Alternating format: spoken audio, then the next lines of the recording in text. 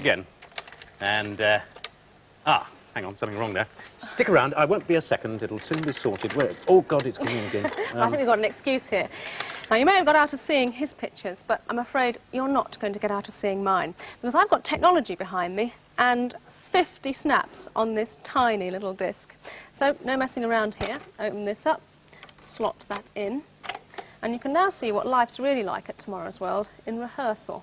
See, not a lot happens. Doesn't she look a heap without any makeup on? Now, I have to admit that I did have something of a déjà vu feeling about all this, but that's because the Japanese have been threatening for over 2 years to launch an electronic stills camera, which would enable you to take pictures like this straight onto the disc without the need for any processing.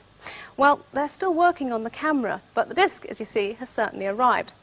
And you're able to take pictures with an ordinary camera and an ordinary film because the manufacturers have found a way of storing a whole roll of transparencies onto a tiny disc.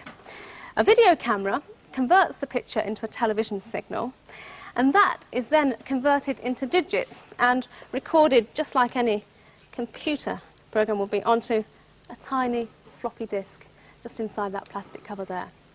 Now, this is the stage where you can fiddle around with the colour.